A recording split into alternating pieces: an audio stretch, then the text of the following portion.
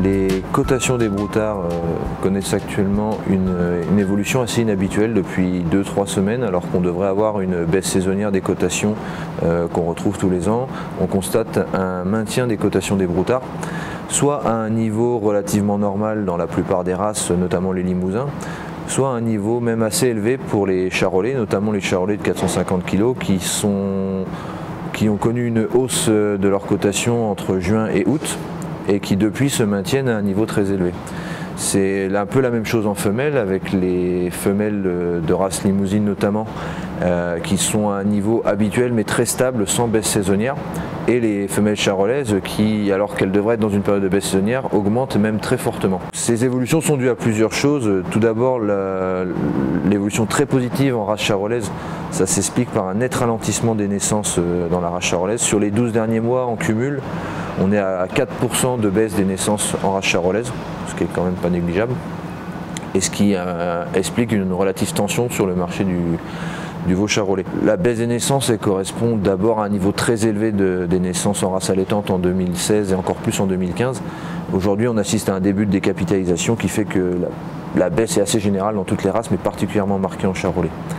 L'autre explication, c'est bien sûr le dynamisme des marchés d'export, que ce soit l'Italie ou l'Espagne. En Italie, on reste toujours sur les mêmes fondamentaux que depuis à peu près un an, à savoir des clients finaux, donc les grandes surfaces qui recherchent des carcasses de plus en plus légères, donc des animaux plus jeunes, ce qui fait que la rotation est plus rapide dans les ateliers italiens, d'autant plus qu'il y a toujours la prime qualité italienne qui est maintenant donnée à partir de 5 mois de présence au lieu de 6 auparavant, donc des animaux qui tournent plus vite dans les ateliers italiens, donc plus de demandes.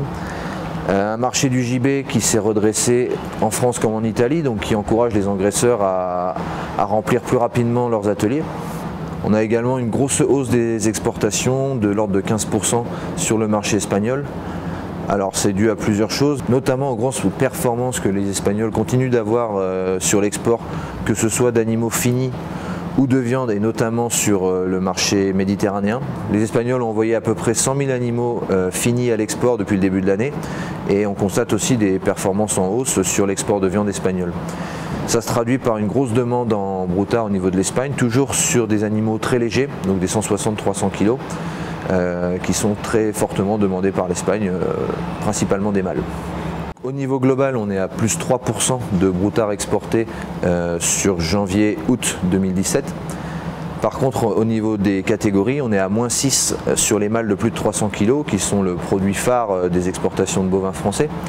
Moins 6%, donc dû principalement à une demande italienne qui se réoriente sur des animaux légers, et aussi à un manque de disponibilité en début d'année qui a fait que la demande italienne n'a pas été complètement satisfaite et a dû parfois s'orienter sur des animaux plus légers.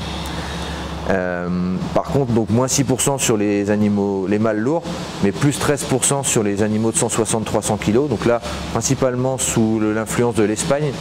C'est assez inhabituel, mais sur cette catégorie-là, l'Espagne a acheté plus d'animaux que l'Italie depuis le début de l'année.